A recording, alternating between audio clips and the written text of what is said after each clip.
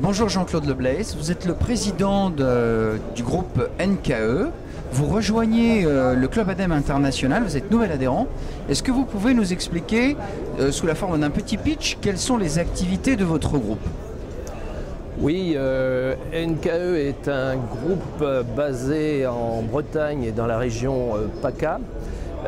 Nous sommes un fabricant d'instruments de mesure électronique qui ont pour caractéristique de faire de la mesure en temps réel ou quasi-temps réel et d'être autonome en énergie, c'est-à-dire de fonctionner sur leur propre batterie ou sur leur propre pile, et donc d'être très facile à installer et à poser et à mettre en fonctionnement dans un premier temps. Nous avons deux sociétés qui sont deux sociétés juridiques distinctes qui sont intéressées par la thématique environnementale. La première s'appelle NKE Instrumentation. C'est un fabricant de sondes et de systèmes de mesure de paramètres de qualité de l'eau. Donc on mesure les paramètres physico-chimiques, c'est-à-dire température, salinité, pH, oxygène dissous, etc. Mais aussi les paramètres biogéochimiques du type de la fluorescence et de la constitution de la masse primaire d'eau. Donc ceci est mesuré soit dans des océans, en surface ou en profondeur, puisqu'on descend avec certains de nos drones à 4000 mètres de profondeur, et aussi surtout dans les lacs et les réservoirs d'eau douce, et en particulier pour la gestion et l'optimisation de collecte de l'eau potable. Donc cette société aujourd'hui exporte 55% de son activité dans différents pays, en particulier en zone Asie. Donc à l'instant où je vous parle, nous avons près de 800 drones qui fonctionnent dans les océans, qui restent 5 ans, en remontant tous les 10 jours et en envoyant leurs informations, leurs data collectées par satellite. Super.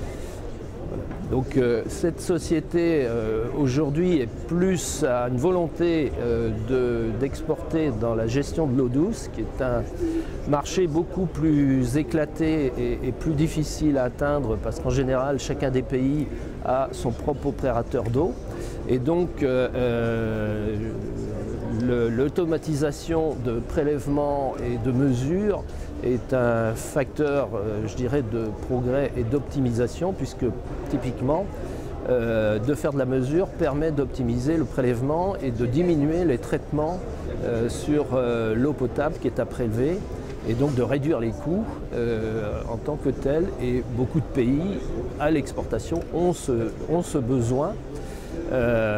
Et en particulier les pays d'Asie, mais aussi les pays de l'Afrique de l'Ouest. Oui, alors vous êtes nouvel adhérent au Club ADEME International. Vous avez sans doute réfléchi à votre stratégie par rapport à cette, je dirais, démarche export. Quel type de pays cherchez-vous? Comment vous sentez le marché? Quelles sont vos cibles en fait? Alors nos cibles sur cette filiale sont ceux des sociétés de gestion d'eau et les agglomérations ou les groupements administratifs qui se créent à l'échelle de plusieurs communes et qui prennent en main de plus en plus la gestion de la ressource de l'eau, qui est une ressource rare dans certains cas de figure. Et donc nous avons besoin de traiter à la fois avec des organisations gouvernementales qui existent dans certains pays avec une centralisation de la gestion de la ressource naturelle de l'eau. Et dans d'autres pays, on a des sociétés privées techniques qui, je dirais, sont en général à l'échelle aussi d'un État et qui, elles, je dirais, sont chargées de la mise en œuvre de ces politiques de l'eau. Donc on a deux typologies de clients ou à convaincre, je dirais, en tant que tel. Et la partie, je dirais, collectivité politique est un accès, je pense, facilement privilégié par l'ADEME, de par son renom, son organisation, sa structuration, que nous, petite PME, parce qu'on est une PME quand même, on n'arrive pas, je dirais, à aborder ou avoir un entretien avec le secrétaire d'État ou le chef de cabinet en charge de l'environnement ou du traitement des eaux. Très bien, parfait. Les technologies dont vous me parlez, excusez-moi, hein, je reviens un peu sur le background parce que c'est intéressant de savoir un petit peu quelles sont les compétences et les technologies que vous avez développées au sein du groupe NKE.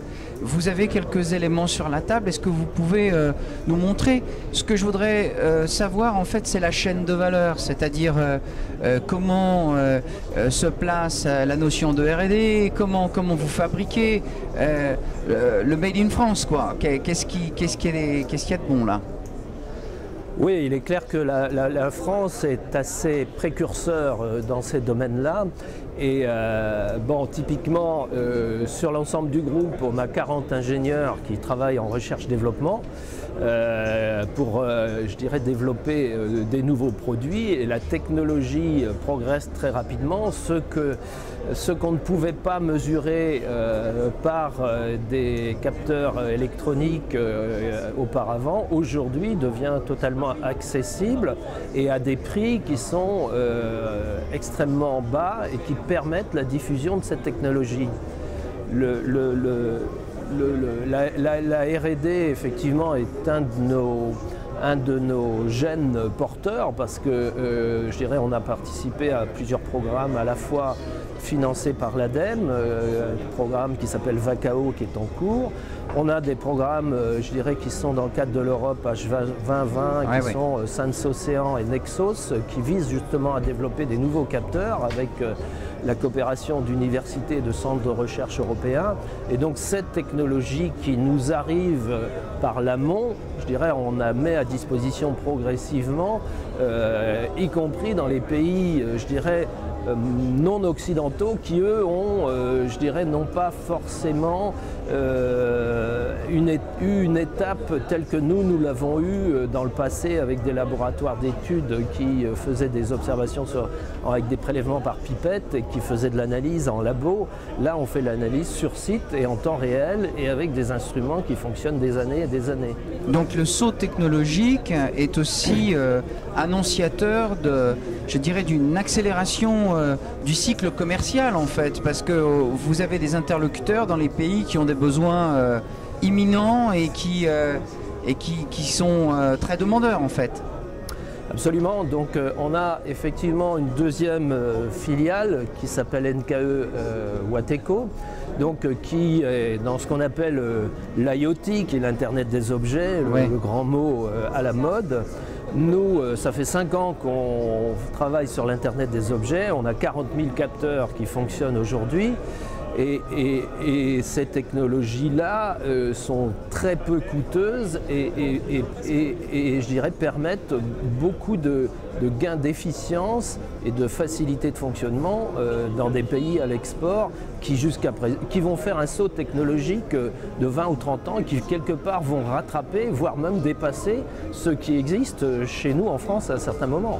Ah oui. Typiquement, si on prend un produit de ce type-là, c'est ce qu'on appelle un capteur TIC, donc ça se pose sur un compteur électrique existant, quel que soit ce compteur électrique, même si c'est un compteur qui a 20 ou 30 ans d'âge, il se pose sur un compteur électrique, il est autonome en énergie et je dirais qu'il permet de mesurer, de donner l'index en temps réel et de l'envoyer sur votre smartphone ou sur le serveur de l'exploitant de fourniture d'électricité, et donc d'avoir une réelle information jour par jour ou même heure par heure, et ceci permet aussi, ce produit, de mesurer les différents types d'usages dans une habitation. C'est-à-dire qu'on peut mesurer la partie chauffage, la partie climatisation, la partie chauffe-eau, la partie électricité, la partie appareil domestique, je dirais, dans la maison. Entre le report d'un index à tout instant du jour et de la nuit, ce capteur enregistreur permet également de mesurer les sous-consommations dans le bâtiment, avec par exemple la consommation d'énergie électrique pour le chauffage, la consommation d'électrique pour la ventilation, pour les appareils ménagers, pour la lumière, etc. Et donc on peut mesurer instantanément jusqu'à 6 usages différents en termes de sous-comptage, ce qui, pour les bureaux tertiaires et les usines industrielles, a un intérêt évidemment d'optimisation et ensuite de prise d'action suite à ces mesures. Oui, pour un coût qui est quand même assez limité, vous dites, hein, c'est ça?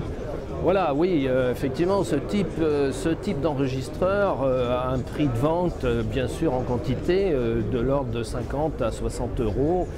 Et évidemment, il va y avoir une stratégie décroissante des prix en fonction des volumes qui seront fabriqués, comme pour tout objet électronique.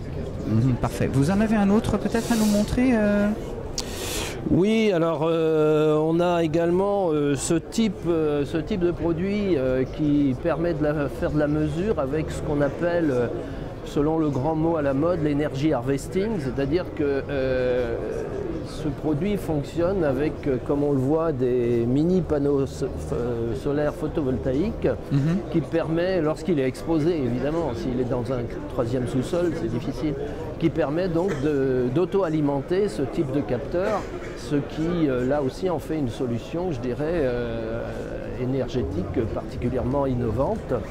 Et ce type de produits comme celui-là permettent de faire de la mesure d'état du sous-comptage d'eau chaude, d'eau froide par locataire dans des bâtiments d'habitation. Je dirais c'est un produit qui est installé chez de nombreux bailleurs sociaux en France. Et donc on a environ 40 000 capteurs qui à ce jour sont installés en France et fonctionnent. Et donc là aussi, je dirais, bon, il y a un objectif très clair, c'est d'aller exporter tous ces types d'appareils dans des pays, effectivement, d'Afrique et d'Asie. Parfait, parfait. Très bien.